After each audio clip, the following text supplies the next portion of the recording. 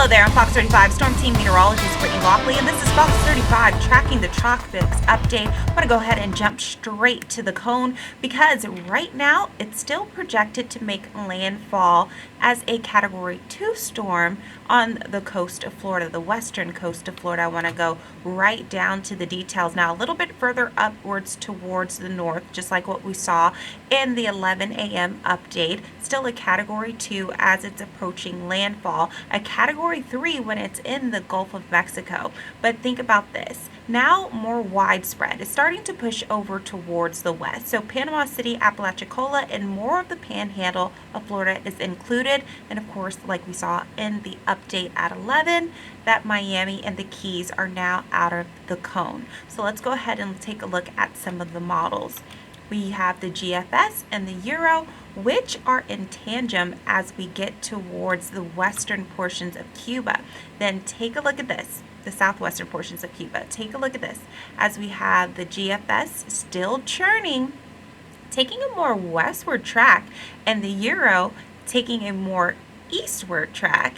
And then the Euro moves a lot faster than the GFS. This would cause rain, heavy rainfall, lots of wind towards our area, while the GFS now has it pushing upwards towards the panhandle, then moving through even portions of Mississippi, southern portions of Mississippi and Alabama as we head towards Friday. The Euro is faster in speed, but the GFS has the panhandle and situated more to the west. Now let's take a look at this side by side.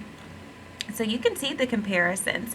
So the American model is what we're calling the GFS. You see it spends more time in the Gulf of Mexico trying to take that westward track, while the European model is just going ahead and cutting right through South Florida and pushing upwards towards portions of Central Florida, while the American model is trying to track it over more so towards the panhandle. So this is something that we have to continue to watch as it gets closer to time. By no means, as you know, each and every update, the track changes just slightly.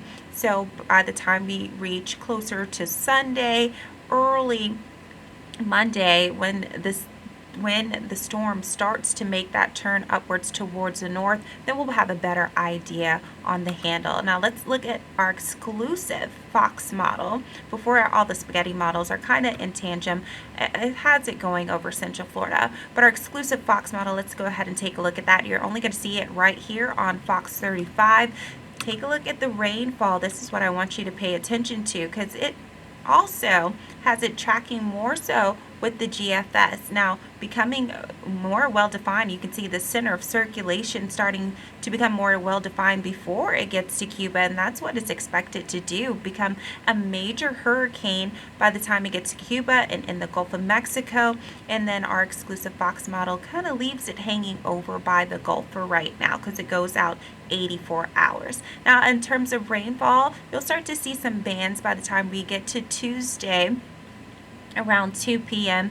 and Tuesday afternoon. Orlando, Central Florida, you're going to see upwards of 2 inches of rain. Now let's talk about more in depth with the rainfall, because the next 5 days are going to be very stormy.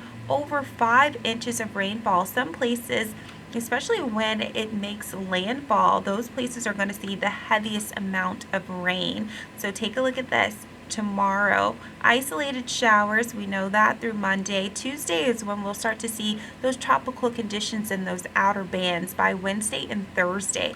Then we will see the heavy rainfall. Now, what does this mean for you and your family, and what should you do to prepare at least 1 week of food?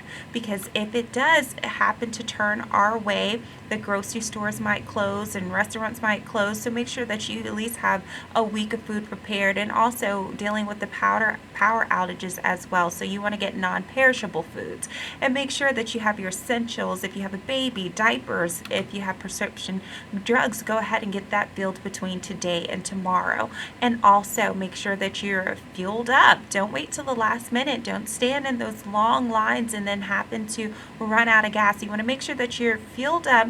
And then also today, tomorrow, very dry conditions. Make sure that you're cleaning that storm drain. You're out there in the yard cutting down trees. You can even lower your pool level so you don't cause flooding to your house on your own terms. So make sure that you plan for the wind and plan for heavy rainfall. Now you can always depend on us, the Fox 35 Storm Team. We have your updates as soon as they come out.